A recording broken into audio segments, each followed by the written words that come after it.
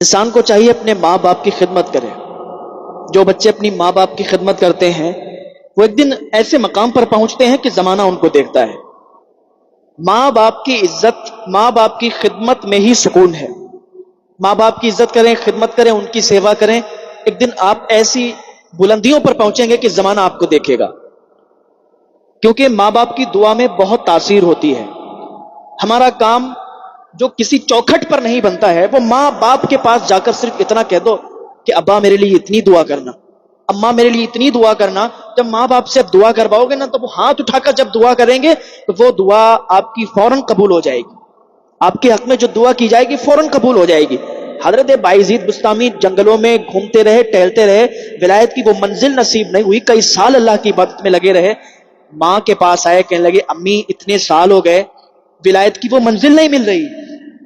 ماں نے ہاتھ اٹھائے، اے پروردگار عالم، میرا بیٹا کئی سال سے جنگلوں میں گھوم رہا ہے، تیری عبادت میں لگا ہوا ہے، ولایت کی اسے وہ منزل نہیں مل رہی، اے پروردگار عالم میرے بیٹے کو وہ منزل عطا فرما دے۔ حضرت بایزید کی امی نے اتنی دعا کی، جب یہ ہاتھ اٹھائے دعا کی، جو کئی سالوں سے بایزید بستامی تلاش کر رہے تھے، اس نے نہیں ملا تھا۔ حضرت بایزید بستامی کہتے ہیں جو کئی سالوں سے نہیں ملا وہ ماں کے ہاتھ اٹھانے سے، دعا کرنے سے مل گیا۔ ماں باپ کی دعاؤں میں بہت تاثیر ہوا کرتی ہے۔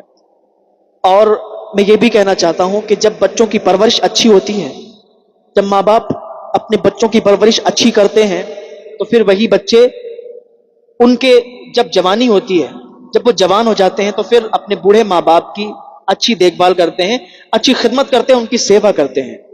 جن بچوں کی تربیت اچھی نہیں ہوتی، جن بچوں کی پرورش اچھی نہیں ہوتی، وہی بچے آخر میں اپنے ماں باپ کو ستاتے ہیں۔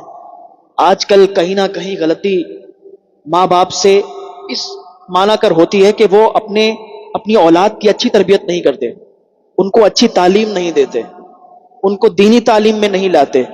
بھائی میں کہتا ہوں کہ آپ سب کچھ بناؤ اپنے بچے کو، لیکن دینی تعلیم ضرور سکھاؤ۔ اگر آپ اپنے بچے کو دینی تعلیم سکھاؤ گے، آپ حضور کی سیرت بتاؤ گے، حضور کی سیرت پڑھاؤ گے، سکھاؤ گے، تو آپ کا بچہ آپ کا فرما بردار ہو جائے گا۔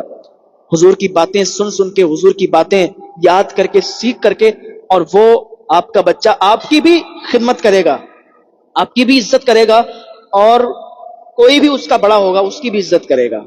تو ہمیں سب سے پہلا کام یہ کرنا ہے کہ اپنے بچوں کی تربیت اچھی کرنا ہے، تاکہ آپ کا بڑھاپا چین سے گزر جائے۔